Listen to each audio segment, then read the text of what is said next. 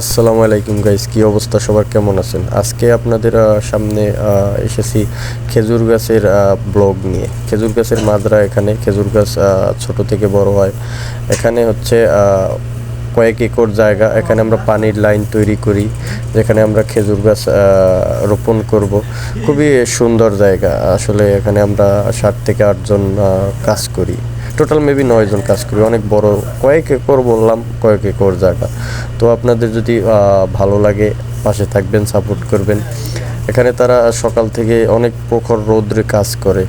অনেক কাজের ফাঁকে একটু দেখিয়ে নিলাম সবাইকে। গাড়ির মধ্যে আমি একটু রেস্ট নিতে আসছিলাম, ফাঁকে দেখিয়ে নিলাম, চা খাইছিলাম।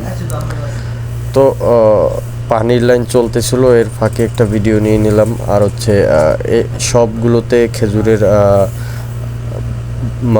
ছোট ছোট চারা রোপণ করা হবে।